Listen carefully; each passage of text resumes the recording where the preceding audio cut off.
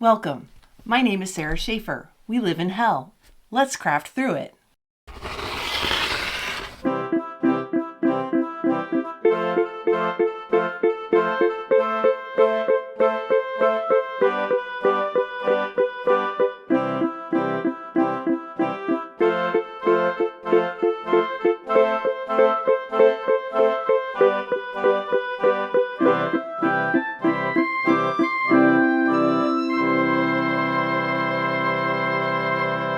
Testing, testing, 1, 2, 3. Hello. Welcome back to the show. I know it's been a minute. And when I started the show, I was like, we're going to be consistent.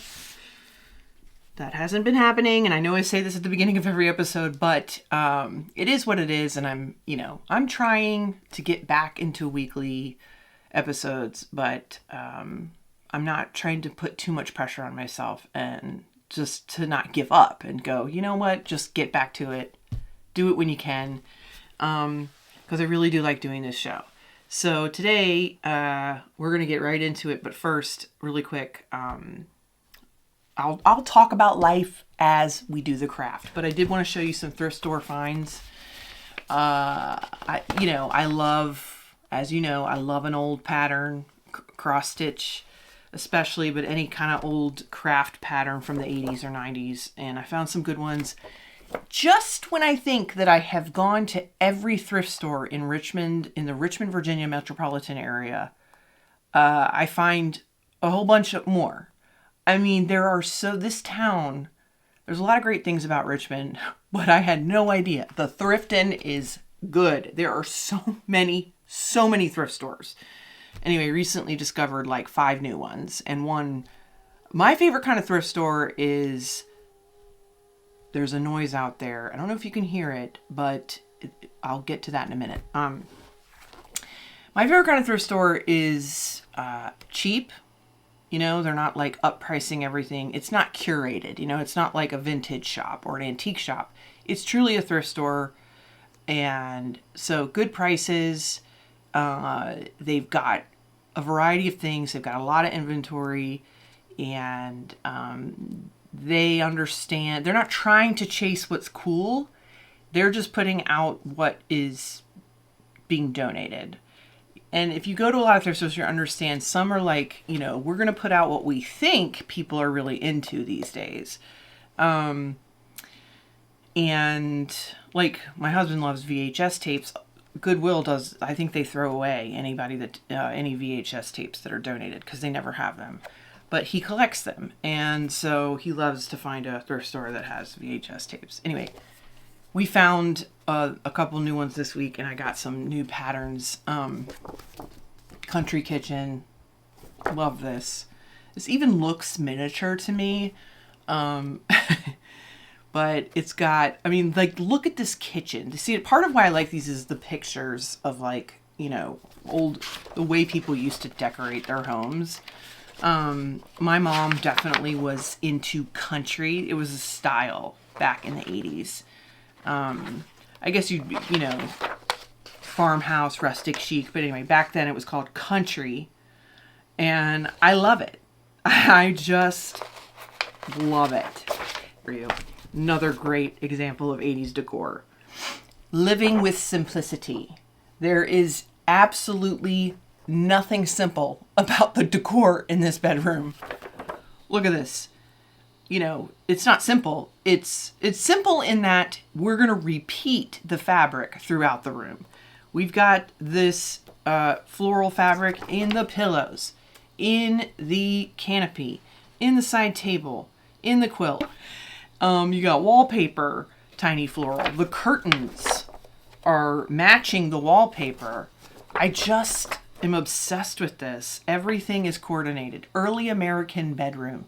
The early American bedroom evokes a sense of history, of an era when the quality of life was simpler and purer. Purer. What do we mean by pure? Huh? What do we mean by that? Sydney Sweeney, what do we mean by that? On these pages, we bring you an up-to-date interpretation of those good old days. Hey, Oh, whoa. Oh my God. I didn't even realize there were rooms in here. Holy mother of God. Please. Look at this room. Look at this room. Victorian bedroom. I remember my mom having, this was a big thing in the 80s, having a round wood table. It was like basic wood under there. It was like a very simple round table. I don't know if you call it a cafe table or what. And then putting a really ruffly tablecloth over it. And then underneath you could have storage and hide shit, which is what my mom, she had a huge round table in our like family room. It almost was like, it was like glass. It was almost like it was a patio table. And she had a huge tablecloth over it roughly and just so much junk under there. But it took up so much space. It was crazy. Anyway, so that's one room. I love that even the mat in the frame of the picture is the same as the wallpaper. Look, I absolutely am obsessed. Okay, this one was my favorite. I want to smock. Carolina, what would you like to do today? Mommy, I want to smock. Look at I mean, what in the hell? Oh, shit. Look at this. Oh, fuck. Look at her. Oh, my God. She is like, I know this is stupid as fuck, but I'm going to get a Cabbage Patch doll if I do this. Mom said I could get one. Oh, wow. Look at this. So demure. Very mindful. Very demure. Unbelievable. Just absolutely incredible. What? Oh! Wait a minute. Holy fuck. Oh, the smocking plate clowning around. Okay. You know, this is crazy enough. But now you have an adult clown posing in the photo. I'm just thinking of this photo shoot where they're like, Cindy, your Aunt Dorothy, your Aunt Dottie is going to dress up like a clown to pose in the photo with you, okay? And she's like, okay, Mommy. She smells weird. Oh, God. Then we've got this kid. Definitely grew up to be a murderer. No question. This kid is now probably on death row. Wow. Any more? Oh, we got more. Oh. Now this kid grew up to invent AI and is single-handedly destroying the earth. Kind of looks like Kevin Bacon. Oh, shit. He knows he looks stupid. He's like, get this fucking shit off me, Mom. And you got this. I like strawberries. I love strawberries. See, I'm holding one up. I want to smock. Love it. All right, let's get to the craft. Now, last summer, before I started this show, I mean, I've tried so many different things to sell on my Etsy shop, and, you know, it's always an adventure, seeing what's going to sell, what doesn't, what's worth my time, what's not. And if you follow me, you know that for a while I was selling these custom light up signs. All right, let me unplug this actually.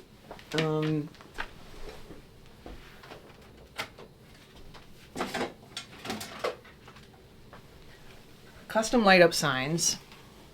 This was the original one that I made. Actually, I made one before this for a Tiny Kitchen episode that said Boardwalk, and it was like a boardwalk themed episode. And I made it was the first, and so that's how I learned how to do it, is I had to figure out how to make one. And then I sort of modified it so I could sell it. And this was the first one that I like posted as the example. And people thought it was really fun, and I did sell, I don't know, like 20 signs, and I did charge more for them, but I did not anticipate like how long they were going to take. Like I didn't, and I think I've talked about this before on the show, like I did not really understand I wasn't going to be able to like streamline the process. It was just tedious to make these. But I'm going to show you how to make one today, if you want to make one yourself. And the reason I'm even brought it up is because I just shipped out one yesterday that I made. I don't have it listed anymore on my Etsy, but my friend happened to reach out and was like, I need a light up sign for a comedy special. And I was like, he goes, do you know anyone? I thought you might be someone to ask. And I was like, I literally make these. And I sent him a picture and he was like, holy shit, let's do it. So I just finished one and was reminded how annoying they are. But I was thinking as I was making it, I was like, I should just post a video on how you make them. Because even after the one I did yesterday, I'm like, I don't want to make these anymore. I can't charge enough, for the time that it takes. But I streamlined it for today. I'm gonna make a really, when they're bigger, the one I had to make this time was a lot of letters and there was more to it. I had to make it really presented really well and with outline and in a box, so it took a while, but I was happy to help a friend and, give them a fair price. Well, I wouldn't call it fair to me, but a good price for them. Anyway, so this one's kind of old and dusty and it's fallen apart a little bit. When I plug it in, only the F and the U light up because I had to learn also in this process how to wire two string of fairy lights together. Anyway, I'm going to talk a lot about how I got to this process while we make one, but I'm going to show you how to make one of these yourself. So it's not that hard once you understand my process, which there's maybe a different process out there, but this is the best one I have found for this style, okay? So let's get to it. I'm going to make one for me today that says ice. I got an ice maker for my birthday, and I thought, wouldn't it be cute to put an ice sign on top of it? And ice maker, because first off, our refrigerator does it. It has the ice maker capability and the filtered water thing, but it's not hooked up to water. So people come in and they're like, does this not work? And I'm like, no, it does not work. And Scott and I both use ice in different stuff. I make tea in the morning, but it's too hot. So I like to put ice in it and smoothies and, it's just, and so we were like, let's get that crushed ice, the little nuggets, chewable, nugget ice, like Chick-fil-A ice, I guess is what I would, or maybe Pizza Hut had that kind of ice. Anyway, so I'm going to make a little ice sign for the top of the ice maker.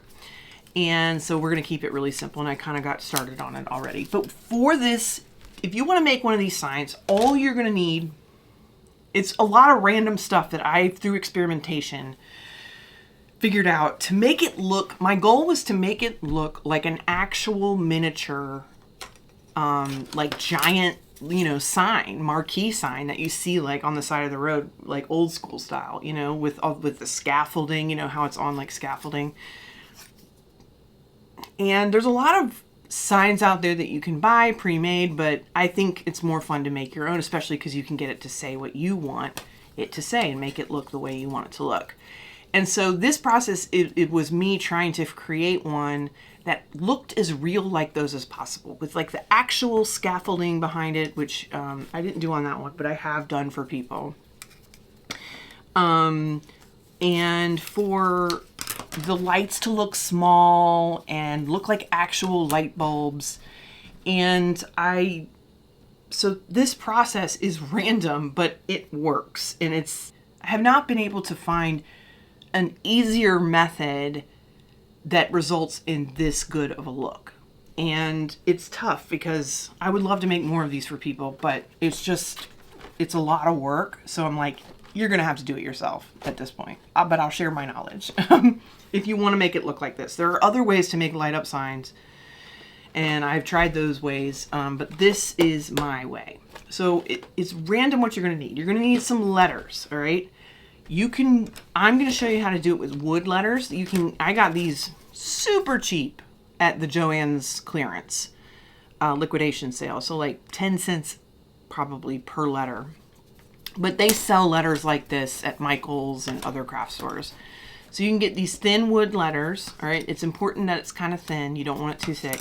And you're going to need for your word, so let's say you're doing ice or you're doing Sarah or mama or whatever, or Holden, or whatever your like nephew's name is, you're going to get 2 of each letter. So see how I have 2 I's, 2 C's, and 2 E's. I actually Frankensteined. I didn't have 2 C's, so I like cut some letters and put them together like an F and the bottom of an L. So anyway, you're going to need 2 of each letter, okay? You'll see why. And I have another way of doing letters, which I'll show you in a second. That's a little more advanced. You're going to need a string of lights. I prefer the kind that can plug in because I think it's annoying to have something that you have to switch out the batteries, and it's wasteful in that way. So Target sells a little box of LED lights, 29 feet for $10, USB or battery powered. It has both options. So you're going to get one of those. Now, quick note. These run out really fast. I would say maybe 5 letters, and you're maybe even, I don't know, we'll see how much we have. You'll see every single one of these dots here is 1 bulb here. So you're going to need more of these lights than you realize. So if you're going to have a longer than maybe 4 or 5 letters, you're going to probably want to order off the bad shop, Amazon, a longer string of lights, okay? The one I did just now for my friend's stand-up special, the letters, I think it was like 10 letters, and then I did an outline around the edge, and I think I had to get a pretty long 50 feet, probably, if not longer. And I figured out a way to actually wire 2 of these together, but it always ended up in problems. In fact, this one no longer works. I wouldn't be surprised if I heard that some of the ones I sold like stopped working. And if that's the case, you can get in touch with me and we'll work something out. Anyway, that was another reason I stopped making them, is because I felt like I could not achieve the level of quality that I wanted to for the price that I was selling it at. Like, you know, that to make, you know, I was just spending so much time on them, and then they weren't even perfect in my mind, and it was just frustrating. So, yeah, so you're going to get at least one of these for a shorter thing. And the reason I use these, you'll see, is because it's the only way I have figured out to create bright individual lights. And they don't sell string lights with tiny bulbs that are closer together. Okay, they don't sell what would be truly considered a miniature dollhouse scale string of lights, or even, you know, Barbie's scale. They're all spaced apart for our, you know, adult world, grown up, regular, normal scale world. And I experimented with like, well, maybe I run a strip of LEDs underneath here and it glows through. But those don't work. Like, you know what I'm talking about, the tape ones that are long. But those are also spaced far apart. And then they sell like neon rope, you know, LED, you know, EL wire. Those are not very bright, or you're not supposed to bend them. And so you can't really work with those very well in small scale. So this is how I ended up on using these. Okay, you're also going to need, weirdly enough, these little perler bead thingies. I'll show you why I use these, but you're going to need some of these. Not a ton, not like this. You're not going to need 11,000 of them. You're maybe going to need, you know, 6 to 8 of them per letter. You're going to need, now this is, again, the experimentation that I love in making stuff and crafting and miniatures. I racked my brain. I would walk the aisles of the craft store to figure out what are the light bulbs. By the way, if you hear that noise, that's the fucking ice maker. The ice maker makes so much noise. It's not very quiet. I need to look in the settings and see if there's a way to like have it turned off at certain points in the day. Anyway, I should probably just turn it off right now. I'm gonna go do that because it's annoying me. All right, so I figured out these little things as the light bulb, all right? And what these are, if you don't recognize them, is earring backs. These are those soft earring backs on the back of maybe a wire earring or any kind of earring. And I use these as the little light bulbs. visually. They don't function obviously as a light bulb. So you're going to need some of these, okay?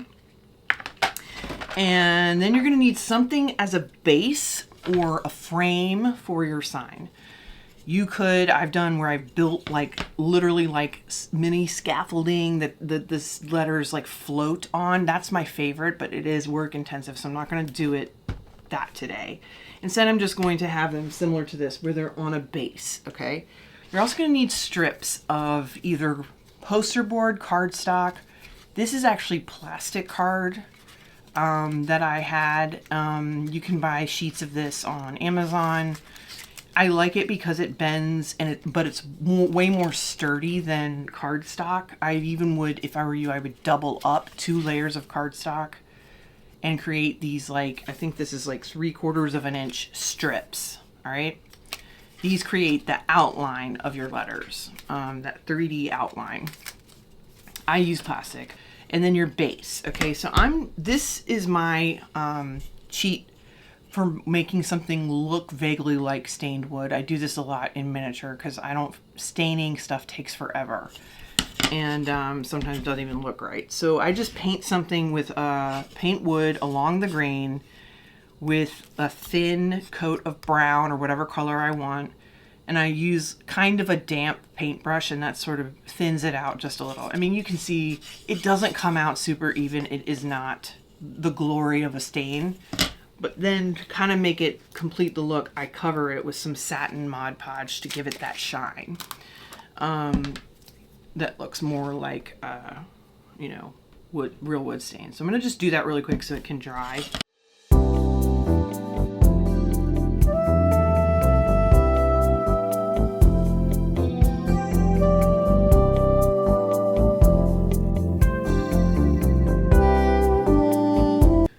So I'm going to let that dry. I'm actually going to try to get the edge. Yay! Let's not destroy the whole thing. So anyway, how's your summer in this hell that we live in? I'm doing okay. I've had some struggles with family stuff. My dad fell and hurt himself, and he has Parkinson's, and so that affects his balance, and he fell and he broke some bones, and now he's like in a rehab hospital, the veterans rehab hospital here, and he's doing really well recovery wise, I think, and his spirits are good considering, but you know, it's a crossroads, and you know, I don't want to share too much because it's his life, but you know, being his daughter here in town, my nose is itchy. Ugh. But yeah, it's stressful, and that's just like kind of an unexpected thing that took over for part of my life for a few weeks now, but it's all good. Okay, let's move forward. This is gonna take forever if I keep talking without actually doing. Okay, so whatever your base is, I just wanted to get that going so it was dry. Let's talk about the letters. The first step is creating your letters.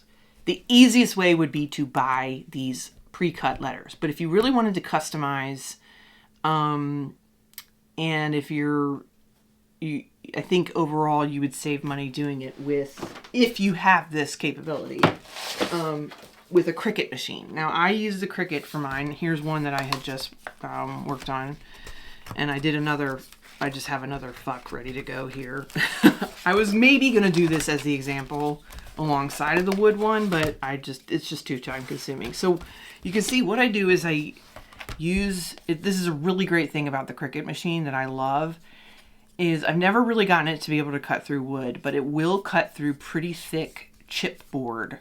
This is like a thick, smooth cardboard, and it's a great thing to craft with because it's sturdy enough, and you can get that exact shape that you want. And I also have the Cricut machine with a marker draw these circles. So I design it in the program, and I have all my alphabet letters. So this is really good if you're making a lot of these signs, because then you can just mix and match, and then it draws the circles on for you exactly where you want those to be, the holes.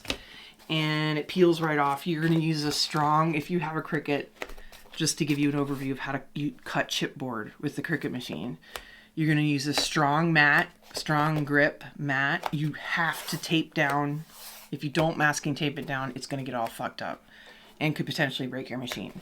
You're going to use a knife blade, and you're going to, it takes a while. So experiment with it. It's like, has to make a bunch of passes, but I've had a lot of success. I used to buy the chipboard from Cricut itself, like not their website, but like Michaels would sell packs of this 1.5 millimeter chipboard. Okay. But it's really expensive, and I found on cardstock, and then I tried to get some off Amazon, and I got it, and it was way too thick, and it was really poor quality.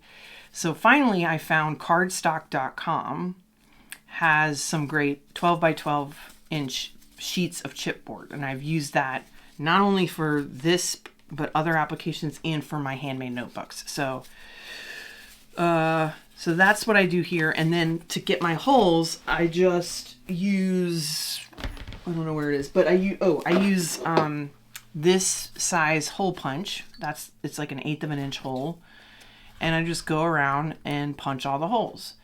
And then that's kind of a fast and efficient, easy way to get my letters. Now, important to note, you are only cutting holes in one of the words. Like, remember when I was saying you need a double, this is basically the bottom of your letter and the top. Okay? You're only going to have holes in the top. So you punch your holes, and that's that. For wood, it's a little bit more, it's less automated to use wood. So what I do, I've already done the I and the C.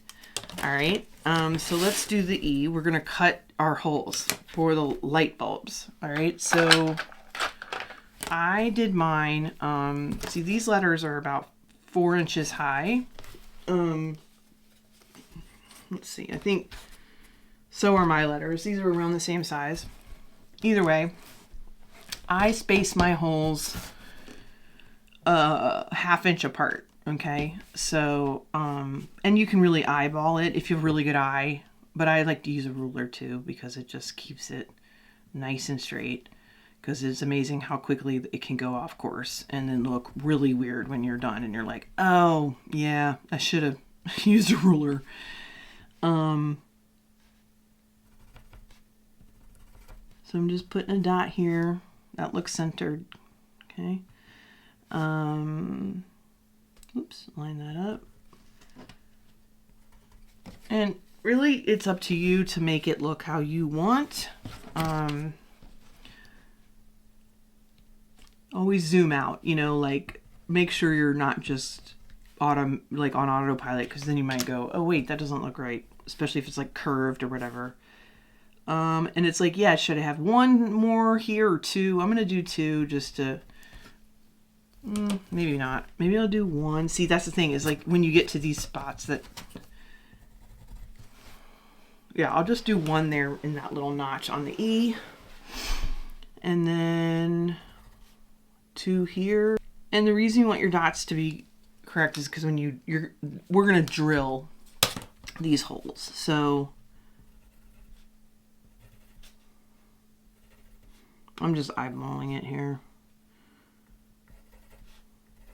All right, so I've got my holes marked, and then I'm just gonna drill these holes really quick. Now I use so I don't drill into my cutting mat, which you can see I have done many times before accidentally. I'm gonna place this on a piece of wood and tape it down so that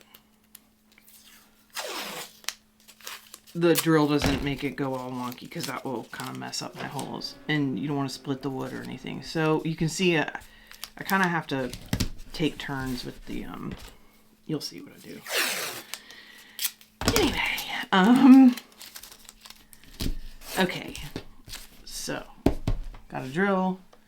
I think this is about 1/8 of an inch bit, but you can eyeball it however you want. And I'm gonna get up so I can get the right, make sure I've got the right vantage point, and make sure you're centering Get your, doesn't take much. It's really easy for this to get off course, so just line it up straight down. I'm not too worried about it, but if you want it to be exact, just take your time. Okay, and now you can see, well, I'm going to go ahead and do these. It's okay if the tape gets knocked a little. Okay, now we need to get, oh, I might have drilled in the wrong spot. That's okay. Now we need to get the other hole, so I just moved the tape. You might need to get a new piece if it's too sawdusty, but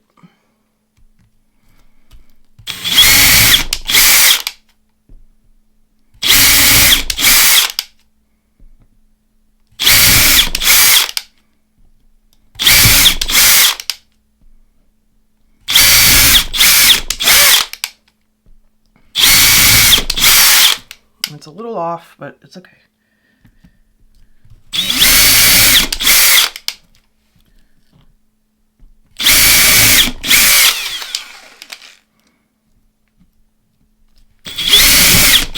This is going to be a mess. Hopefully it doesn't look too crazy.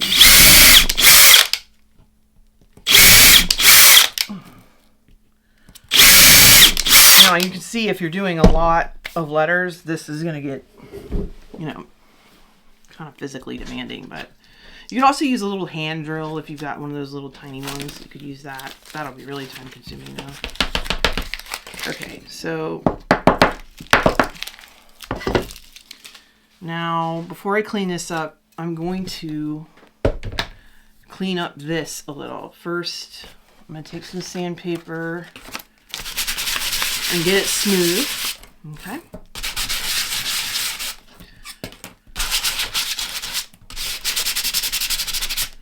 The back might be all fucked up, but that's okay. We're not going to see that.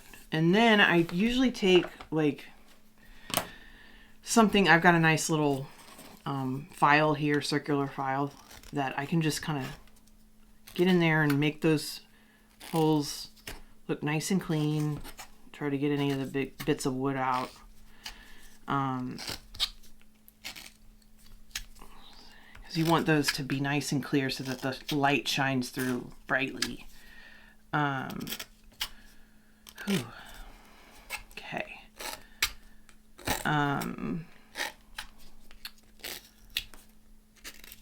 What else is new?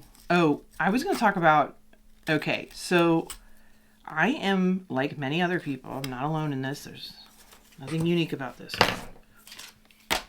You've sanded it. You've kind of cleaned it up a little.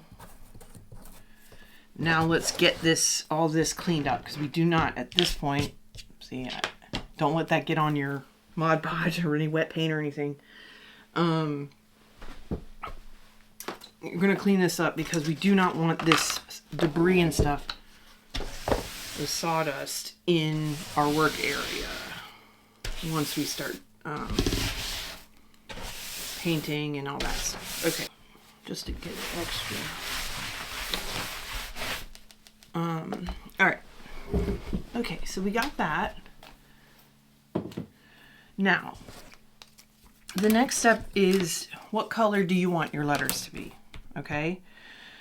Mine are going to be, I'm going to do blue, and you could spray paint if you have a big, lot of letters. Spray paint can actually give you a much smoother look, but it's really humid here, and I was trying to spray paint the sign I did, and it just looked bad, and so I ended up having to like repaint it by hand. All right, so I'm using this gouache. I don't know how to pronounce it. It's like kind of a fancier paint. It's really bright, saturated color, and it's so let's just see how it looks. And you're only going to paint your top letters. Ooh, that is a brilliant blue. So you can just kind of see it's just like nicer. Now, don't worry about it getting too goopy in there, because we're going to clean that out. See, that's only going to take one coat. And when you do the cardboard, chipboard version, the paint can be kind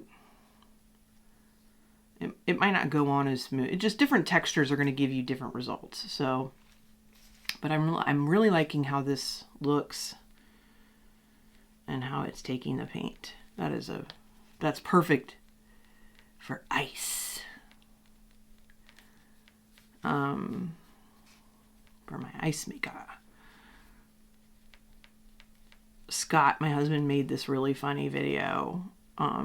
He edited together a video that was like happy, like all graphics and stuff, and it was like, happy birthday to my wife, you know, like, and then at the end, your gift is 3, 2, 1, ice maker. And he had like a picture of the ice maker because we were on vacation when it was my birthday. And so he didn't want to bring the ice maker to the beach. Like, it was just going to be, obviously that would be annoying to transport. So it was like, this is your present. And I was like, it was great. I love when people take extra time to like present a gift. It's really fun. So we're going to add some fun to the ice maker. Okay. That is beautiful. That is a vibrant blue. One coat. Nice. All right. Nice. Ice. What else is new with me? Well, oh, okay. So I was about to start talking about this. I am not alone in this. I'm not unique in this. I am obsessed with... So first, I'm obsessed with Pamela Anderson currently. Like, I saw the documentary about her, and it was just kind of about her life and, you know, her rise to fame and Baywatch, and then all the stuff with like the sex tape with Tommy Lee, and, you know, in her current life. And, you know, it was just a really interesting take on her. And I've never really seen interviews with her. And I think I was like most of America, which is I assumed some things about her based on how she was portrayed as like a bombshell, bimbo, blonde, you know, sex pot, you know, like, and I was just very, you know, intrigued and fascinated by like her personality and her, you know, like her life. And she's a romantic, and like, and she's just like, in this documentary, she's like not wearing makeup. And I mean, she might have like some kind of base stuff on, you know. I think sometimes the no makeup movement is, you know, then you find out from a makeup artist, it's like, yeah, Alicia Keys has a shit ton of makeup on. I mean, I don't know if this is true, so don't quote me, but a makeup artist told me that they knew her makeup artist, and they're like, yeah, she's got makeup all over her face. It's just not the traditional makeup. And I'm like, what does that mean? It's like, is it maybe she's got like a tinted, you know, something or the other, and there's creams and products and things to make you look a certain way or whatever. I don't give a fuck, but I think just embracing a more natural look is impactful if you're a celebrity woman, for real. So anyway, Pamela Anderson in her documentary had no makeup on, and I just thought she looked gorgeous. Like, and she was kind of letting herself age. I think she's probably had some work done. I don't really know.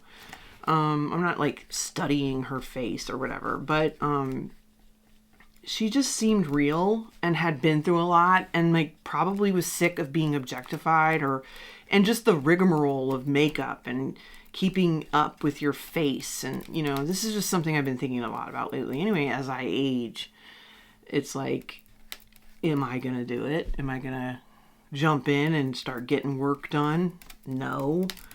Or even like I've kind of had to confront, I'm all over the place here in this conversation, but let me just finish before I get into that next topic. I just love her. And then she comes out with this photo shoot, and I don't know what magazine it was, but she's like in her garden, and she's like dressed all fancy, but again, no makeup, and she just looks real. And she's like, and just this, you know, some of the quotes from interviews and stuff, I just really like her. and what she represents, you know, and yes, she's a blonde white woman. She has natural beauty already. She has a naturally good body. She has money to maintain her body. You know, I don't know what she does, you know, but she looks great. And we're still judging her on her appearance, but I just like that she's, you know, kind of bucking trends and just doing her own thing and being herself. And this is after years of probably being objectified and pushed and pulled in all kinds of directions over her appearance. So she did that. I'm just like, I love her so much, you know. And then now she's like, it seems like she's dating Liam Neeson, and now it's like I've never been one that has like much of a parasocial relationship with celebrities, but I'm just like, I need this to be real. I need them to be happy. They deserve it. They've been through so much. And it just is, I think, I just love it when I see, you know, people aging in Hollywood, you know, in a more authentic way, and that you can find love when you're older if you're alone or widowed, or, you know, that it's never over, and it's not just a young person's game out there. So anyway, I love her, and I love all that, and I've been kind of following that story, and, you know, just what is she up to, and I wish her well. I really want her to be happy. She earned it. She deserves it.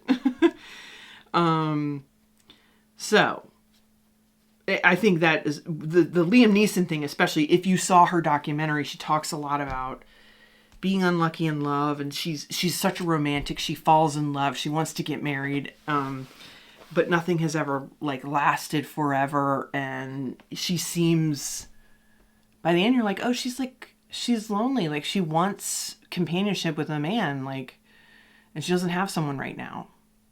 Like, it's not, you don't feel like sad for her, but there's a moment where she's just like, yeah, I really want to find someone. And I don't know if she says it like that, but you get that sense. And then now looks like she might have found someone, and it just seems wonderful. Anyway, but what I was going to start talking about earlier was I've had to confront, like, wow, you know, I've been very privileged and lucky in that I am, you know, I was naturally pretty skinny my whole life. As I've got, like, my skin is pretty good, and, you know, I don't have any other, like, physical deformity. Like, I feel like I'm, like, just pretty enough to, like, pass in the world of Hollywood. Or it was for a while. Like, I look back at pictures and I'm like, oh my God, I was so pretty. And I didn't even realize, like, what I had at that time. And I didn't feel pretty sometimes. But other times I would, you know, whatever. But as my body changes, I've had to sort of reckon with, oh, it's in me. Like, even if you, like, I've never had an eating disorder. You know, I've never had severe body dysmorphia. But still, our societal standards and fat phobia and, you know, ageism, it's in me, you know, like the messaging got in me. This is what I've now realized as I get older. It's in me, okay? And I've absorbed a lot of that messaging, whether I realize it or not. And now I am realizing it, like, because I was reading this book about intuitive eating, which is sort of like, basically like, stop trying to lose weight. It doesn't work. It's all toxic messaging. It's a business trying to make money off of you. And it's about body acceptance, but also like healthy eating to feel good and enjoy food, but to also be in touch with your body and know, you know what, I'm full. How hungry am I? And dieting is proven to fuck with your brain chemistry, and you don't know when you're full anymore. You don't know when you're hungry. And the more you diet, the more fucked up the brain chemistry gets. And, you know, I've just learned it just doesn't fucking work. And I'm not someone who's been on the diet roller coaster my whole life. So it was something I kind of came to later in life where I was like, oh, I'm kind of gaining weight and I'm not fitting into clothes anymore that I have. And so I should try to lose that weight. And the first few times I went through the process, I was successful at first, and then it would come back, and it would consume the amount of energy it takes. This is what I realized, like, people who are constantly watching what they eat and they're really strict with their diet, I envy them for the control they have, but also I'm like, I also know how much work it takes. I'm like, damn, like the amount of time to plan meals and like all that stuff. It's a lot. It's exhausting. And so that's the other thing is like not just losing weight, but like being pretty and making sure your hair looks good and makeup and if you're getting work done on your face and the right clothes, like tending to your appearance, especially to keep up in Hollywood, takes so much time and energy, especially if you're a woman.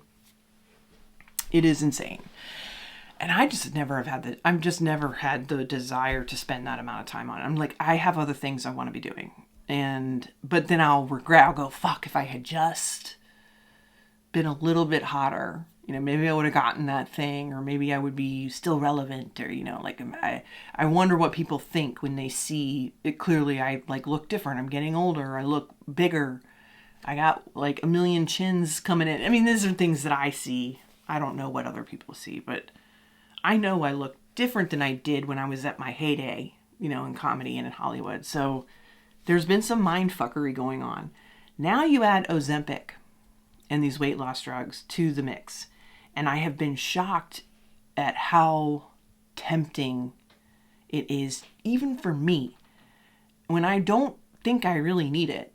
I'm definitely not as healthy as I could be. And I'm at my heaviest I've ever been. And like, what if that doesn't stop? And what if it's harming my health? And like, there's all this evidence that these drugs can help your health and all these things, but I can't help it. It's not even about the health. I'm like, I could look like I did when I was 35. Yeah, let's do it. First of all, I'm not going to do it, but I have said out loud multiple times, I wish they had an Ozempic light, or like you just lose a little bit of weight. Like, I don't need to shrink down to what I was. But like 20 pounds, 10. But I don't think it works like that. I think you just shrink down to like what your body can even tolerate as being the smallest you can be. And then you have to be on it. Apparently for now, you have to be on it forever unless you were able to completely change your the way you eat and your calorie intake. And like, I think there's a lot of complications with it as a weight loss drug mentally. But I also think it's really great for some people and like that. But I'm also like, I know that everyone's going through the same like thought process as I am because I've talked to my friends and stuff, which is like, it's great for people who need it. It is like a miracle. Like you just take it and then you just aren't hungry. And maybe it even makes you want to quit drinking or other bad habits. It's like, wow. And it's this miracle for people with diabetes. Like, and it is helping people with like, who've really struggling with this stuff and want to get control over their, you know, heart issues and blood sugars and all this stuff. And, you know, even if you're just taking it solely for vanity purposes, what do I care? It's not my business. But it has been interesting on the tail of a major movement for fat acceptance, body acceptance, and just trying to really, I've learned a lot about it, like where we've all been conditioned to look at a fat body and go, ooh, I don't want that. I'm afraid of it. And if I am that, I will, you know, and like the way fat people are treated, it's like proven, like they have a harder time in life, getting hired in public. Like, and I've heard stories from people I know the way they're treated because they're bigger is shitty. And like, they're mocked relentlessly. Anyway, so we're on the tail end of all that movement and learning and trying to see and undo the thinking. And now Ozempic comes along and people who were like champions of fat acceptance are like, I'm on it. I could give a fuck. I want to be skinny. And that's hard to, you know, it's annoying. But I also understand it because I'm like, if I'm tempted to be on it, whew. And I think some people take it who are already skinny. They just take it because it's easier than all the energy, like I said, to restrict your diet. Anyway. So this turned out, this paint is interesting. It's like kind of blotchy, but I don't mind that. I think I'm all right with it. So the next step is to get our lights going. This process is just a process that I figured out through trial and error, and it's very particular, but we're going to do it and it's going to be fun. Once you get it, you'll understand and you'll go, okay, I understand this. So you get your letters lined up, all right? Your painted and whole one is your top, your plain one is your bottom, all right?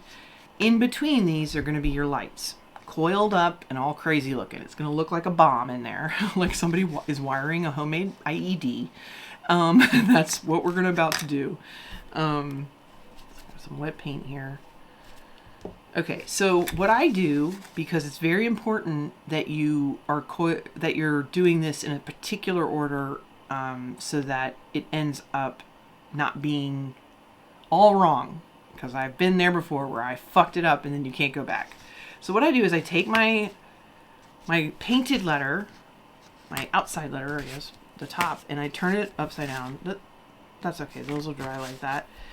And I have them like this, and this visually helps me as I go, because what we want is our string of lights to be smooth and not be all crazy, and now you've got two letters that are like too close or they're the wrong way. So this helps me keep things, getting paint all over myself. This helps keeps things lined up. All right.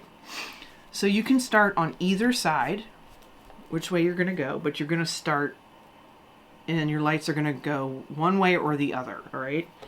And you have to decide, like, okay, where's my plug going to go? Be thinking of those things, like, because your string of lights is going to go off here, and you need to think about, you know, leaving enough. I'll show you. Here. Okay. All right. So it is annoying, these lights. I should have done this ahead of time, but they come kind of not how you want them a little bit. Well, I think it's actually okay. We'll be all right. They can get really tangled is my point. Usually what I end up doing is I unravel this and I wrap it around a piece of cardboard so that it doesn't get tangled. And I should do it, because honestly, if this gets tangled while I'm trying to show you how to do it, the episode will be over. All right, so see how this is like this. If you ever work with string, like embroidery floss, you know, this is gonna get tangled so freaking fast, and it is a nightmare. So what I'm gonna do is actually just get a little piece of cardboard, and I'm going to wrap it.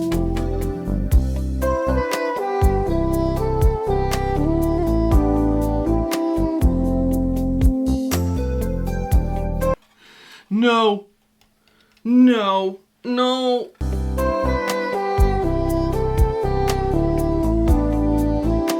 Oh, don't.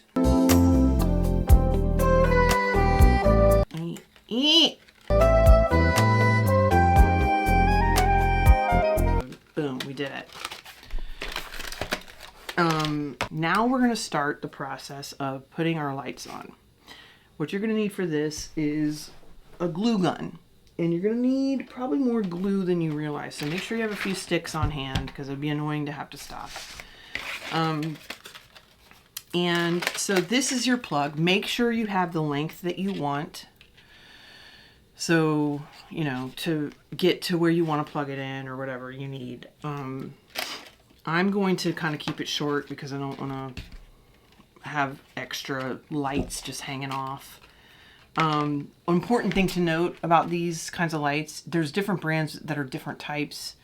Don't ever cut this unless you know what you're doing, because if you were to cut this short, there's a chance that the whole string will go out. So just be mindful of that, because I wouldn't want you to do all this work and then you're like, oh, I've got excess at the end, you cut it and then it doesn't work.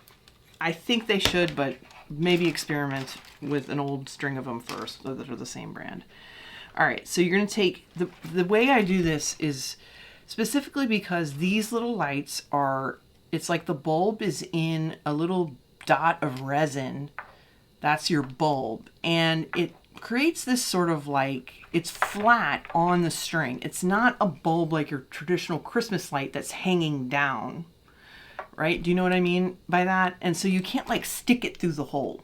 I wish I could do that, but it won't really do that and it would look bad.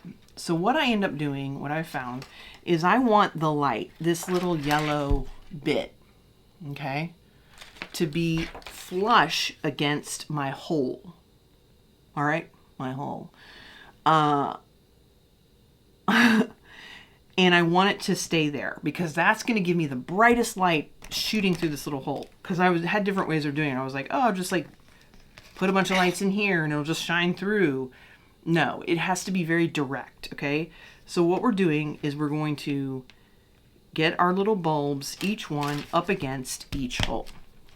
This is going to involve kind of some real crazy wrangling. It's going to take a minute for you to get used to it, but just stick with it if you really want to make this work, okay? So it's important to know you're going to probably want your string, your cord to come from the bottom of the letter. So that's why I have these turned like this. Now I know that the plug is going to come out from the bottom of the eye. All right, so I'm just going to go ahead and do it from the first little light, and I'm going to go ahead and kind of pre-bend because this is wire that bends, and you can bend it and knot it up and they'll still work. Don't overdo it. Don't yank and you know, cut the wire or bend it too crazy many times, but you'll see I manhandle it, okay? So I kind of have it pre-shaped. And you're going to be doing a lot of like coiling because the key is you want each light to go against each hole and you want it to stay as flat as possible, which reminds me, I almost forgot a step. I like to do this step first, although you can do it later.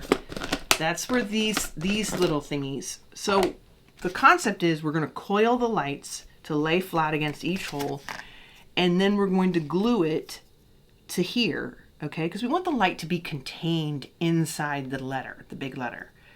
And this creates like a little chasm, all right?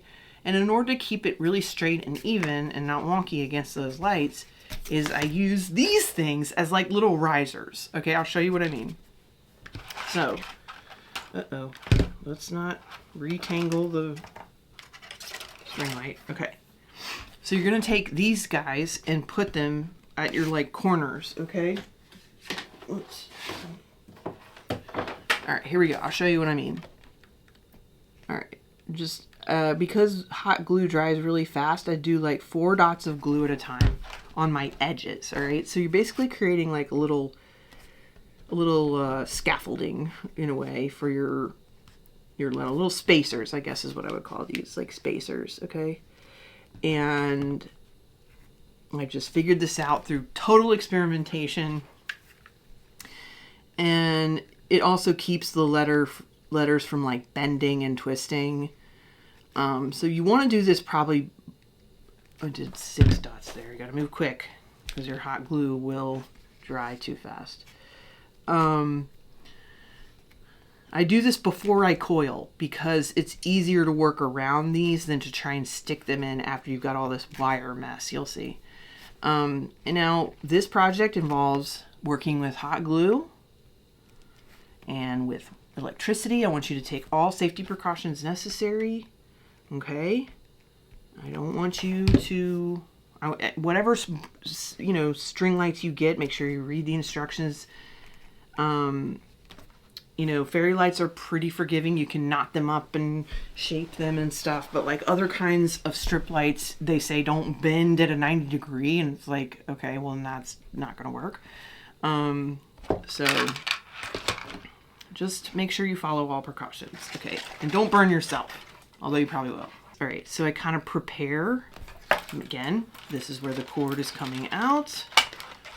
And my first little bulb is going to hit this hole right here. And I kind of want to just preset it so that you'll see it. Like I kind of set it where I want it. And then I lift that up, the shape that I've made with the wire. And I put some glue down where it's going to hit. And then I take the light and I press it down. Now, this is where you're probably going to burn yourself. But you also need to apply some pressure. So I just use like a piece of metal, tweezers or something, because what happens is when you hold this down, you do need to wait. I recommend taking the time and being patient because it becomes a huge mess and it takes more time if you don't let it set. So give it at least 10 to 15, 20, depending on your glue and your heat, to let it set. Because what happens is, if you lift this up too soon, it's going to get all stringy and goopy. If you wait though, it'll come, your metal tweezers will come right off. To get to the next light, see, your next light is a few inches away. And you're going to be like, it's going to be all sticking up and crazy. So what I kind of do is I coil it. Like I sort of wrap it like I am like coiling a hose, like a garden hose on the ground. And I get it so that the next light, you'll see here, so that the next light is just ready to just be nice and flush against the hole. And then I kind of give it another coil so that it's not resisting too much when I glue it down. All right, so now I can lift that up. The shape has already been kind of made.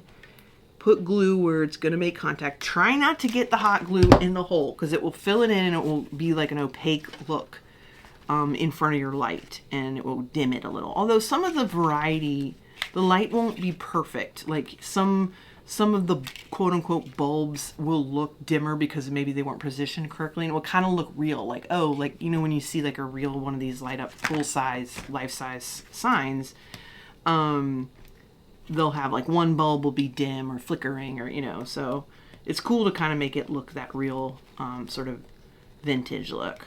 And I'm being impatient and it's getting goopy. Hold it.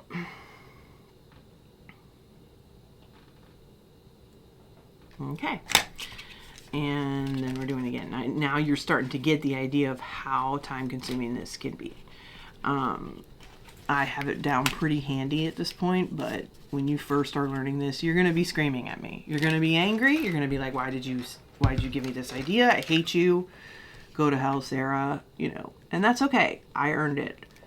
But in the end, you're going to be happy with the result, because you made your own little miniature sign. And now you can see how it's like this, it's just becoming this like nasty, gnarled mess, but nobody's gonna see that part, okay? Who cares? All right. Oh, I got some glue in the hole, that's all right. Ow! Fuck! I told you were gonna burn yourself. Whew, you can wear little protective thingies over your fingers, which I tried to do for a while, but in the end I preferred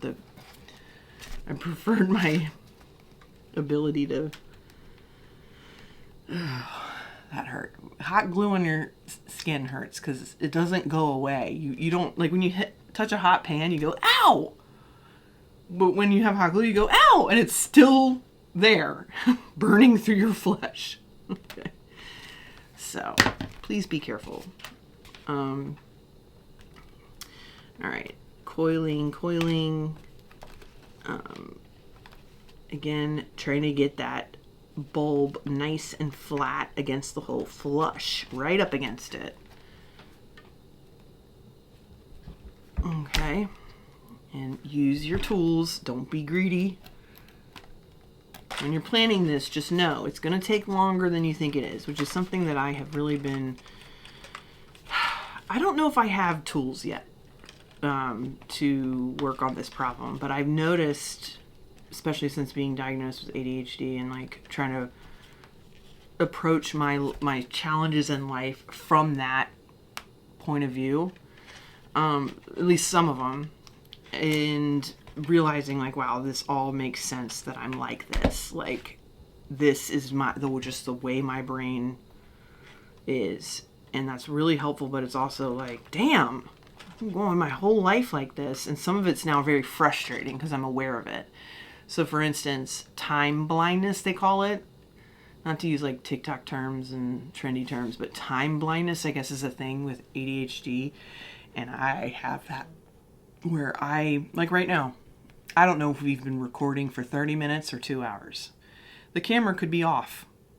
Scott is supposed to have a timer on, but it seems like he hasn't been down here. I have time blindness, and whenever I perform stand-up, like I have to have the light, you know, I need to know how long I've been on stage, or I will just have no concept. Like I remember I did this show, I used to have this stage talk show called Sara Schaefer's Obsessed with You. And it was a little talk show that I put on in a basement in New York. And I had guests and everything and like a desk. It was a cubicle, not a real desk, because I was like a wannabe, you know, I was like entry-level talk show host. That was kind of the joke. A lot of office humor. And it was just a scrappy little talk show. It's kind of what put me on the map in New York comedy. And I think I've talked about this. But anyway, a lot of fond memories about doing that show. But so one time I was interviewing, I think it was Todd Barry, very funny comedian if you're not familiar with him. He's a legend. I was interviewing him as like my celebrity guest. And the backstage of this theater was also where the bathroom was. I don't know. Anyway, long story short, I'm interviewing him. I'm like, I feel like this interview is going really long. And then all of a sudden, one of my writers comes out from backstage and walks out, and she just goes, going long, or like, hurry up, like something like coughed. And I was like, it was because, right. So I had to have a light. Someone had to be doing this in the back, like, okay, wrap it up, time to move on. And my producer, Eric, was backstage because that's where the bathroom was. And I think he had to like escort like an audience member back there because like they were like, it's emergency, I have to go down. He goes, well, I'll walk you back there so you won't be, you know. And I was like, during the show. And then they were like kind of trapped back there, I guess, or Eric was back there for some reason. So he wasn't giving me the light. And that's when somebody came out and was like, hurry up, you know. And I was like, oh, how long have we been doing this? And it was like 30 minutes, like 30 minutes was supposed to be 5. I had no concept. So that's my time blindness. But in the way it manifests now is, for instance, just this. I'm like, I could do this in an episode. Even though I just made one of these literally 2 days ago, and I kept thinking, God, this takes so fucking long. And I don't remember, you know, or even when I was working on like my art exhibit, I'm like, this is going to take like 4 hours to set it up. You know, 12 hours later, it's not even done, you know. And I just think I don't know if it's hubris or just, I don't want to think about the reality of the time because I just want to get it done because I'm so excited about it. And I think that is an ADHD thing where you're just like the hyper fixation, but then easily getting distracted and like where I won't look at the clock. I don't want to look at the clock. I don't want to stop. I'll forget to eat, you know, and then that's not good because then I get really, really, really hungry all of a sudden.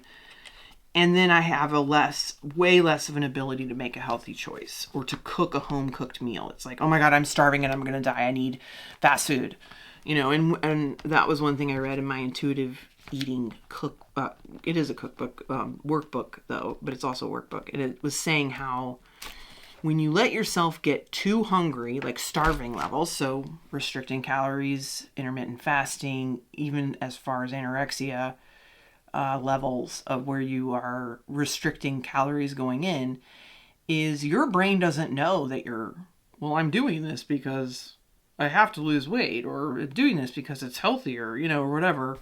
Your brain doesn't know that. And so if you go too far on it, your brain goes, well, we're starving. And so now we need quick calories and we need them fast to save your life, you idiot. And it's like, so therefore we need carbs. We need fat.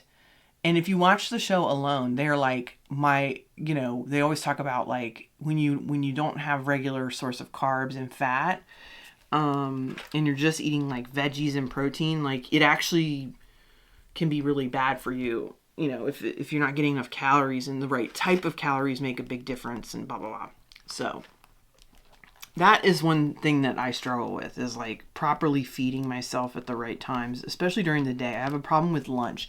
I usually have a really good breakfast. I've always been a breakfast person. I'm okay like preparing an elaborate breakfast usually. I do a smoothie, some turkey sausage, or hard-boiled egg, and like a protein waffle.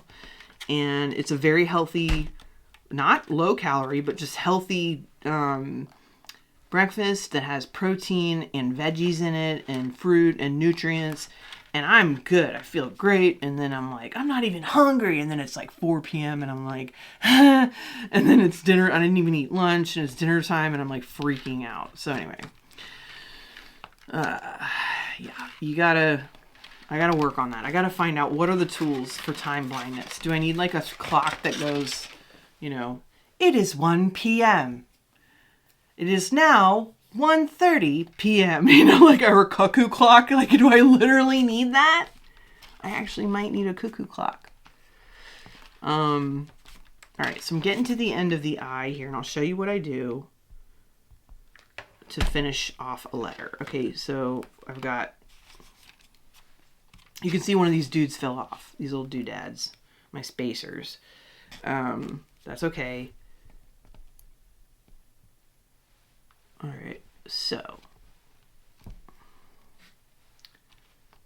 be patient, be patient. See, it looks like a mess, but trust me, on the front, it's gonna look cool. So I just re-glue. If any of them pop off, that's okay. I just re-glue it. And so I don't want, at least from my preference on how I do this, I don't want the string to go up top to the next letter. I want it to go, stay along the bottom so it looks neat. So what I'm gonna do is I'm gonna coil this back and run it down to the bottom. And you can glue it down at this stage if it's like, because this, actually I am going to do that because it keeps it so that when you do the final step, it isn't all crazy, because you have to work quickly with hot glue, as you know. So you don't want to do anything where then you're like, fuck, I got to rethink this because it's all like crazy and it's sticking up in the air and I got to see how it's like sticking up and, okay, so I'm just going to press this down. And also be careful when you're holding down. You're like, oh, I'm not touching the glue, but I'm holding the wire right now. The wire will heat up from the glue. So just be aware, use your tools. Okay. And so this is going to come out the other side. So now look, see how it's like this. All right, there's glue. We'll clean it up. All right. So now, to complete the letter, now normally I would check, before I do this step, I would check the light. I should have checked these lights, literally. Oh, you know what? The easy way to do this, I'm actually going to do it now, is to have your battery pack ready to go. That way you don't have to find an extension cord or stretch it. I mean, you can also use an extension cord, but you know what I mean. Okay. And I happen to have some batteries right here. The old battery drawer. Alright, so this is a great way to be able to test my lights as I go. Because it would be really sad to get to the end and realize there's a problem. In fact, I always try to test the lights before I even start because some of these are janky and they don't work.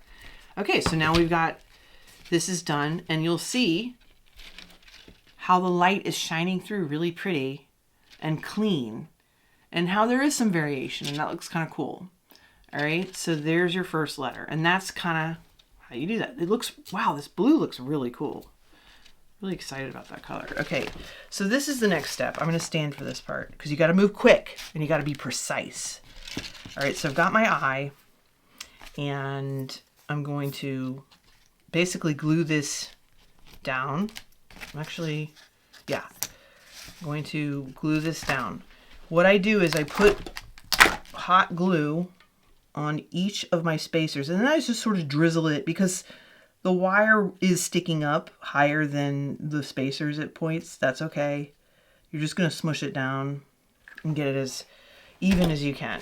And you got to move quick. Hot glue dries fast. And this is really important in this part.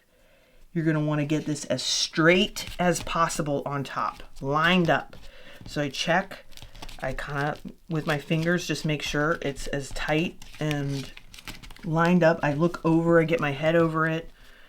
And I'm going to press, but I'm not going to press my whole hand down because when you do that, it tends to shift. And when this isn't lined up right, the final step of your outline is going to get all fucked up. So just try to press it down as evenly as you can. Hold it again for your, 10 to 20 seconds, 30 seconds, depending on your glue temperature and your type of glue. And then that's going to stay And now you have your letter. That looks awesome. Okay, now, next step. I am going to go ahead and just unplug this because I don't like staring into the lights. Okay, so this is really important. When you get to your next letter, you want to make sure, because I've done this even on my last one, I fucked it up. You want to make sure that your cord enters where you want it to and that you're on the right spot. So I usually will visually go, okay, look, I want it like that. So I make sure that I have the right, especially if you've got like a letter that's, you know, E, and it's really easy to like do it backwards or whatever. So just make sure you're entering where you want. I also make sure there's no light in between because I like it to be clean. The lights are only coming from the letter bulbs. All right, so and I usually try to make that. All right, get my first one ready. Glue gun. All right.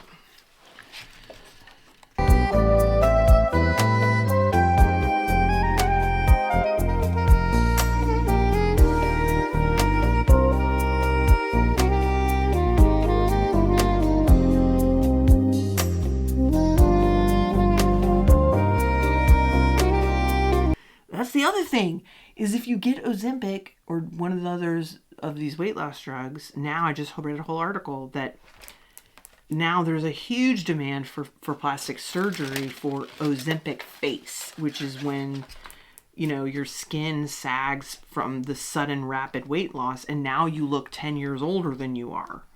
And that's real. You know, I've seen it on like celebrities and stuff where I'm like, ooh, you've been taking Ozempic and now you look a lot older.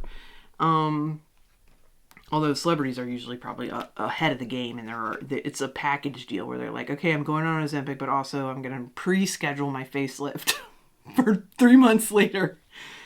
So yeah, I mean, that is a whole other, like, you can't win.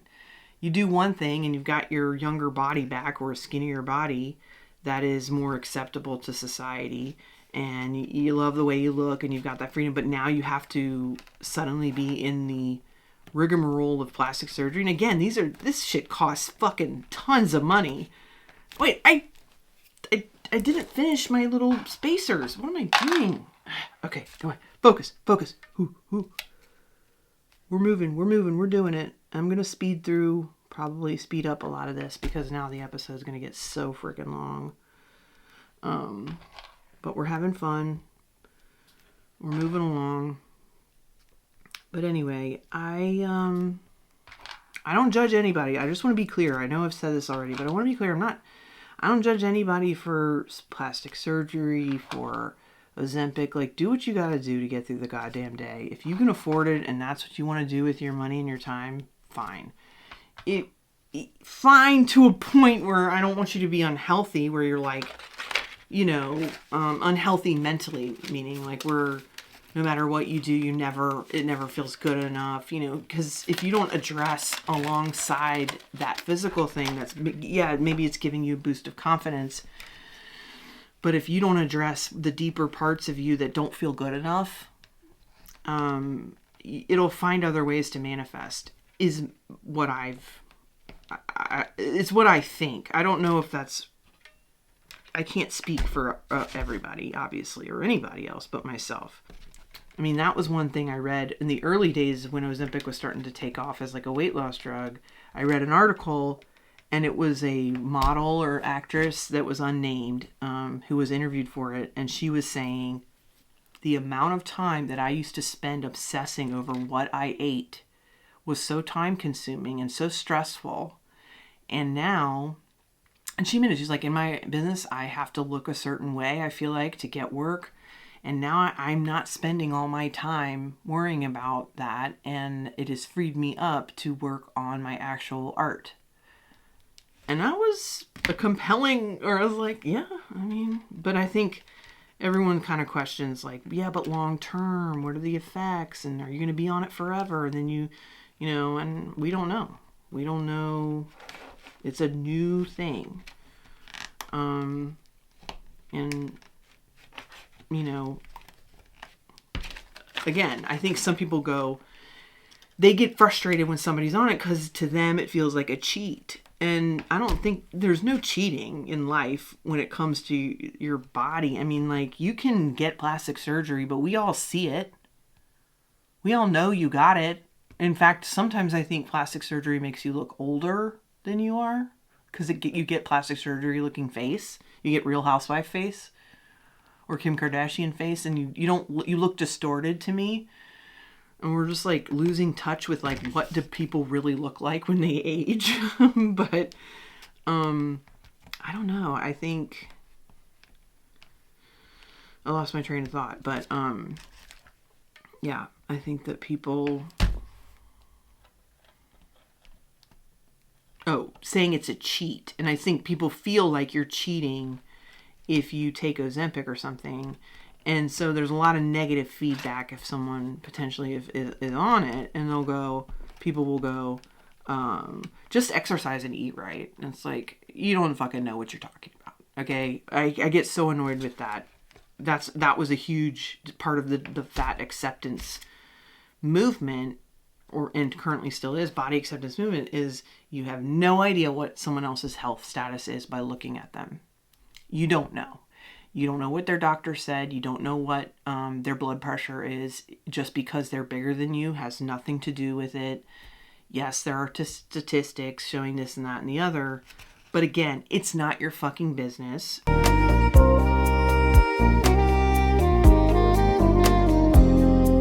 And we're back. I don't know exactly when that footage cut off because I haven't watched it yet, but I know that the camera turned off. But I had already determined that this was going to have to wait. Like, I had to stop working on it and come back. And I didn't want to make it 2 episodes. So here we are. This is where I've gotten, and I'll show you, I'm pretty sure I was able to show you how to put the lights in and glue these letters together. What we're going to do now is finish off the letters. And the way I do that is first, we're going to put the edging on. All right. I will clean this up later. I get obsessed with cleaning up the excess glue. It distracts me. It's 2 days later. I went out to eat after the camera cut off. Had a great night on Friday night hanging out with my brother and some friends. And then yesterday I was sort of like, blah, I need a day off. Saturday, that's what it's for. And had a nice relaxing day, worked on this a little bit to be ready for today so that I wouldn't be spending so much time filming. So the first thing you're going to do is put this edging on. All right, this is what sort of encloses your lights and just gives it that nice marquee letter look that we want. Now, like I said in the beginning, I use this plasticard stuff. I think it also is called polystyrene, sheets. And they come in different thicknesses, white or black. I love it because it's sturdy, but also very flexible. But you definitely don't need to use this stuff. You can use poster board, cardstock. I say use 2 layers of cardstock glued together. I do 3/4 of an inch strips. And you can use whatever color you want. If you do when I was selling these, I was spray painting the plastic card to match whatever color. So, I like the white with the blue on this. So, as you can see, this is pretty much what it looks like. You're going to, I do this bit by bit. I kind of measure as I go on the fly. I do not like pre-measure and cut things because what I've just found is that as you go, you'll see it's better to just measure. I do like this. I use the actual letter. I line up my little strip and I make a mark where I'm going to cut it. Okay. And I like to be as precise as possible. And so if I cut, I always then before I glue anything, I go back and just check that I cut it the right length. Because a lot of times I'll just accidentally cut it too short and then it doesn't look right. And then it's annoying to get off. So the way I glue these, this is just through so much of practice and learning on my own, the hard way. So it depends on the materials you're using. If you use cardstock or poster board, the gluing is a little bit easier in that plastic just doesn't stick quite as quickly. You have to really hold it in place. I use, so if you're using cardboard or plastic, you can use like regular glue. This is a craft glue that has like a really fine tip. It actually comes with an even finer tip that I lost. I need to get a new one. But this is like great for detail work, and you'll see when I do it here. And if you use just regular craft glue, you'll just glue it on and then kind of hold it. You only need to hold it for like 10 seconds or something, and it'll probably stay. But when you're using letters that are curved, it won't stay, and I'll show you what to do in those situations if you're using letters that have curves in them. Now, the way I do it is because I'm impatient and I'm using this plastic, I want it to hold very quickly. So I use a combination of this glue because it's nice and neat on the top layer, because I'm going to put a bead of glue here and here, okay, to hold the strip down. The top, I'm going to put this. This might seem unnecessary, but trust me, you'll see, like, it just makes it, I've just learned, trust me. And then on the bottom, I put hot glue, because hot glue is like an instant hold. It creates a little bit of a mess, but it's pretty easy to clean up. So this is how I do it. First, I put my craft glue. You can see this precision tip is really handy for putting just a nice little fine bead there. And then I go in with, and this is after I've measured and cut my piece, because you want to move quickly with your hot glue. Do a bead there.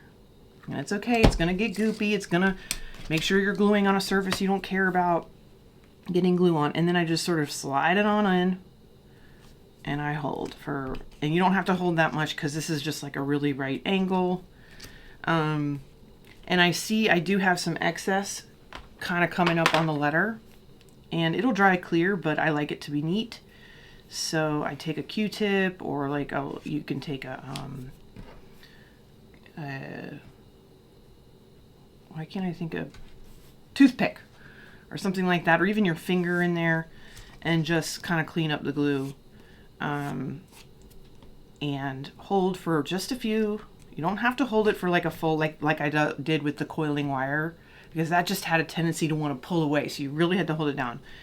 This you can kind of leave. If you're having trouble getting it to stay, you have some options. You could use like a clamp with it. Whoa. This is what I would do before I figured out the hot glue trick. You can just do this, and then that enables you to keep moving and working in a different part, and it kind of speeds things up. And that gives you, and if you leave that for 15 minutes, then it's like very secure. This is what you want to use when you're doing curves. So like a C or a U that has it from a curvy font. That is you just have to experiment with getting, these pieces to hold. I mean, it's a whole process. You can do a little bit at a time. You just got to figure it out. Like I said, I don't know if anyone's going to make these after I've shown you the process. There's probably a much better way. Okay, so let's just keep going. I'm going to probably speed this up a little just because the process. Once you get it, And this is why I kind of measure as I go, because, you'll make less mistakes if you do it this way. Like, because there is just like, the slight difference between if the white card comes past the edge just slightly, and, all those things, and making it like fit perfectly. So see, you can kind of, that's sticking over the edge a little, which is fine because I'll just make this piece shorter. Now, the hot glue will tend to stick, and you'll see some excess and it'll look messy. Don't worry about that. We're going to get that off at the end. Just wait till the end, or you just just do it all in one swoop. All right, so craft glue and then hot glue. Oop, get it all the way across. This just makes it so much easier for it to hold. But I do hold it for just a few seconds just to make sure it doesn't like pull away and then look bad. It is going to be hot down there. Be careful.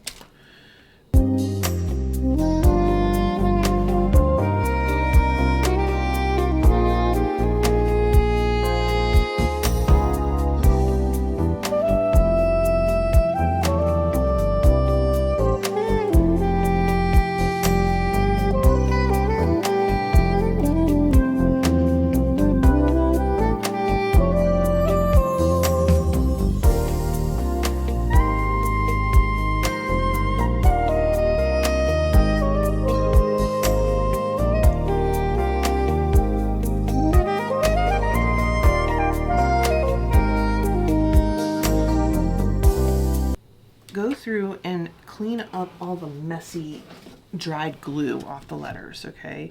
So I already did some of it on these. So the first thing I do is, I actually have some special tools for these. These are like literally surgical tools that my brother-in-law gave me. He works in a biomedical research lab, and they have like a day where you bring in your old tools and people, like, you donate them and people can take, and it's like a tool swap or something. Anyway, so these are really handy for like making little cuts like right up against the edge of something. And it's really, it's just a, I found it's a pretty simple way of trimming off excess glue that got like seeped out of the cracks. And as I'm going, I don't worry about the back of it looking super neat. I just look at the front and I see, you know, where I see little bits hanging off.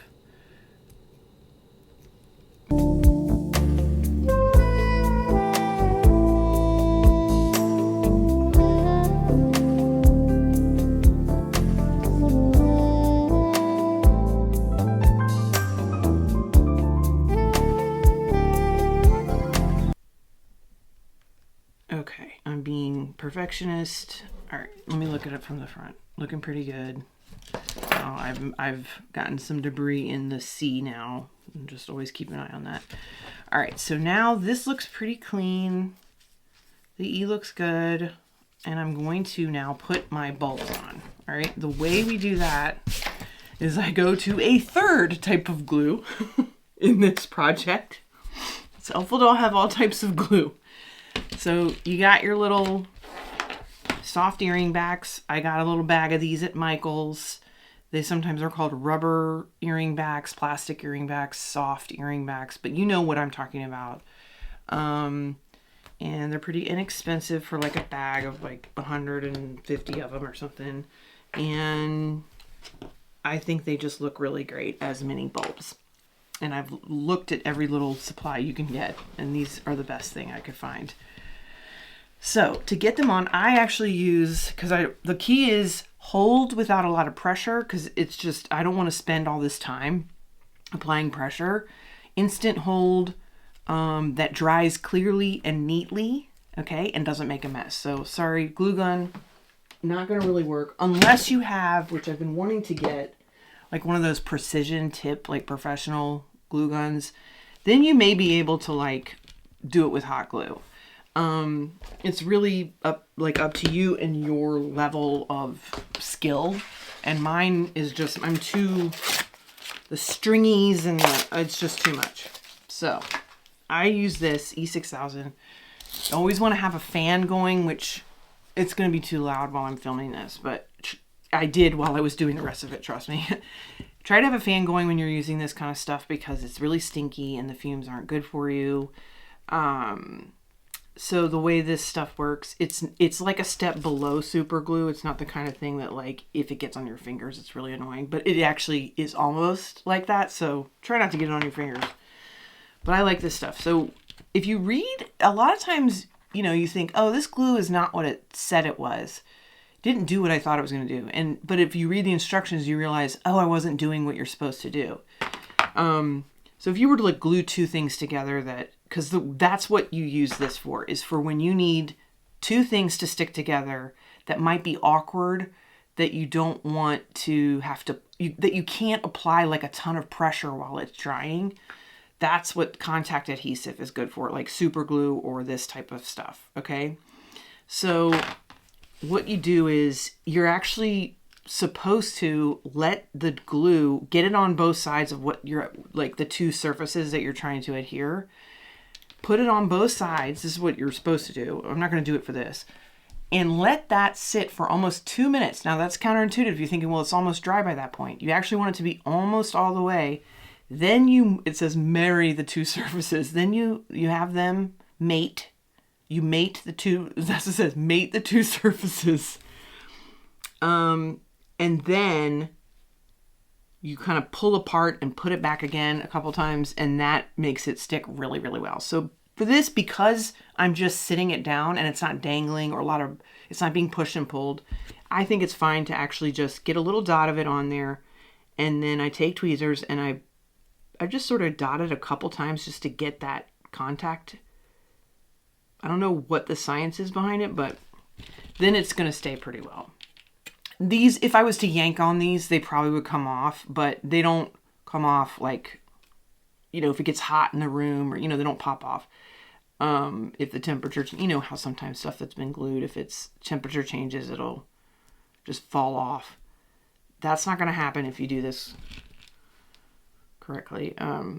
But yeah, so always read the instructions when you're doing like different kinds of techniques, because the company knows better than you do. Don't think that you know better than them. Except I would say the exception to that would probably be shampoo. When it says like repeat, you know, as necessary, like you don't have to repeat. All right. Sometimes I think some products, they have you use more than you're supposed to because they want you to waste it so that you buy more. This is not that.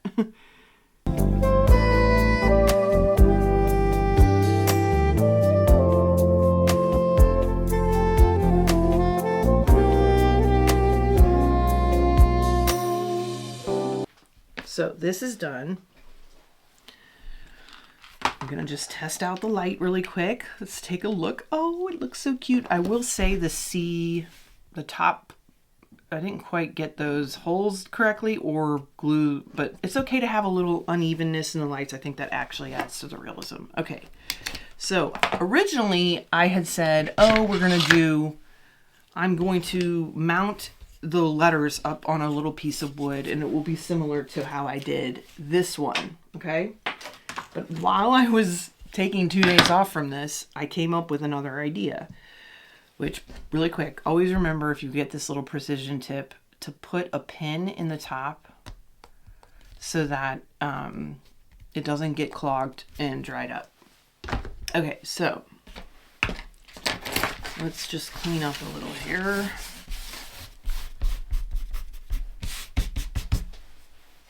All right, now I came up with a different idea of how I want to mount this. And I was like, what if I put it in a frame? Okay.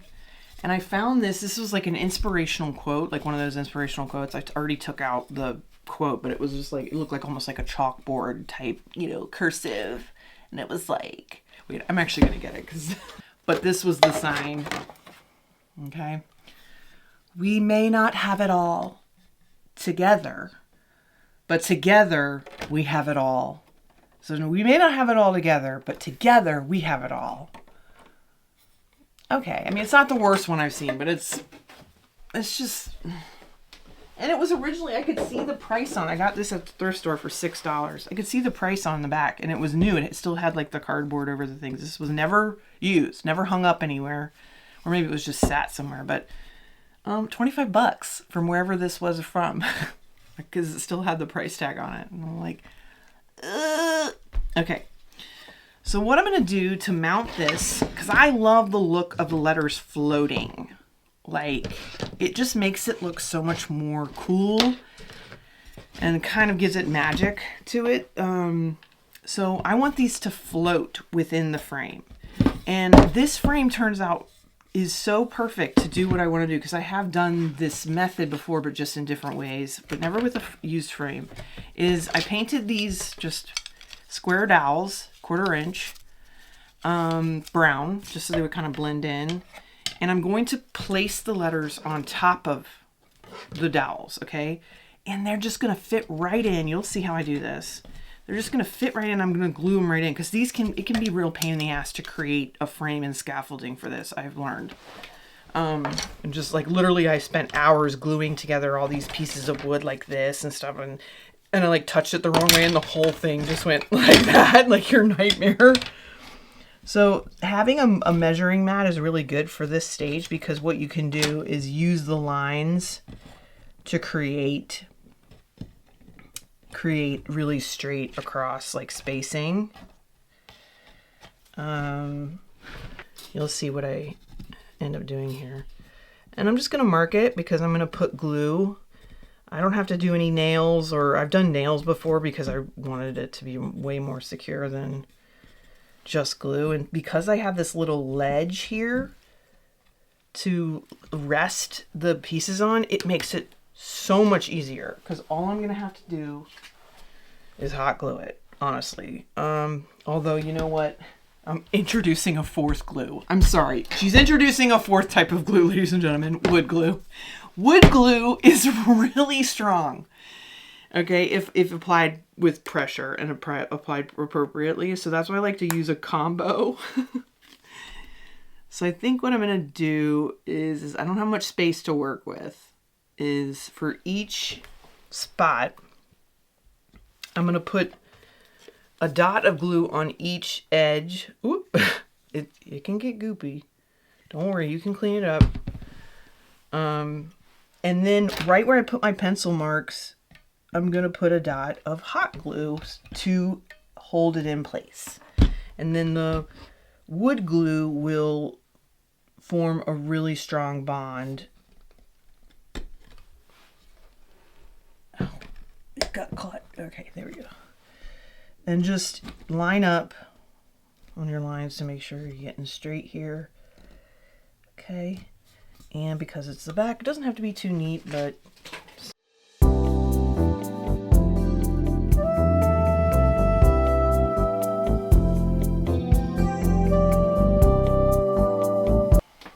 what if I was able to extra secure this? Ooh.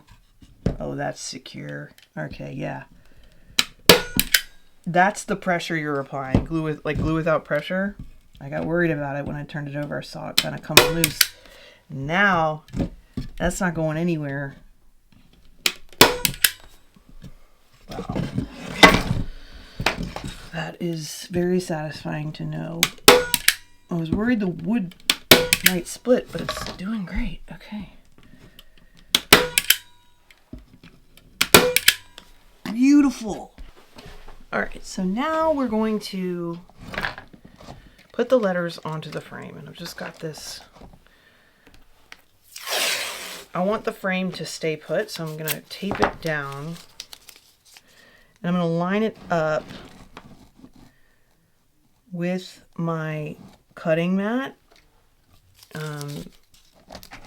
because it just makes it so much easier to make sure my letters are straight. But however, if you have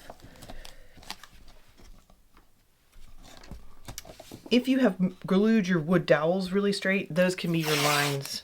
Those can be your lines as well. It's a little loose, but that at least keeps it from bumping too much. And I'm just gonna have to keep checking as I go. So to get your letters on here, if you were to glue them straight up, like on a piece of wood, like this, you know, like this guy, what I do is I use little wood cubes behind each piece as like a stabilizer. And I just found that makes it a lot easier to, just makes it so that it doesn't go this way back and forth on your platform. But use little cubes like that. And then you can like use 2 on your E or wider letters. But for this, you're just gluing straight onto these pieces of wood. And here's how I do it. First, the first thing to consider is placement. And remember, you're going to probably want your cord to go back behind and through. So just keep that in mind. I have plenty of room to fish that through, but make sure you will have room to do that. Okay.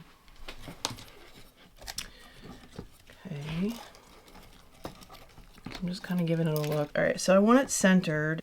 I think that's about right. But one thing I would suggest is, so let's say, this is a 3-letter word, but let's save a longer word. Your 2 outer letters are going to be the equal distance apart from your edge. And then you're going to space everything out evenly in between. So I do the first and last letter right after each other, so I can do that. All right, so I've got this kind of spaced how I want. And what I do is, I've got it on here, I've lined it up, I'm using my lines to make sure it looks straight to me. And then I'm going to mark on my dowel with a pencil, all right? where the letter hits them. So now when I lift this up, I can see where glue needs to go. And I do use the wood glue slash hot glue combo for this. Although I do think hot glue is probably enough. I just like to be extra. I just like to be extra. You know what I mean? Because that's who I am. All right, so now I'm going to place it and make sure not only is my frame straight so that the lines are straight, I'm looking at overhead and looking great. I'm just going to hold it for a second. Now this is why it was important that I made sure these dowels were really secure, because pressing down here, I have a feeling that if I hadn't stapled them on, they would just be falling off right now and I would be screaming with being annoyed. So that's good that I did that. Okay, because of the hot glue, it doesn't take long to secure. So now I actually am going to measure. It's 2.1 inches. So I want this to be the E edge to be 2.1 inches away. Let me double check.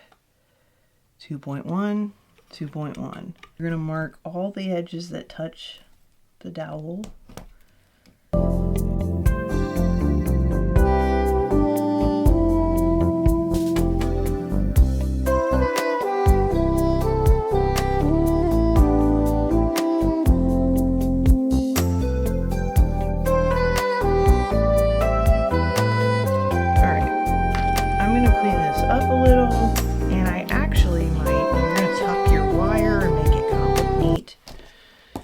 Tuck your wire. You can glue the wire along the back however you need to, but I'm going to do the final reveal here and call it a day.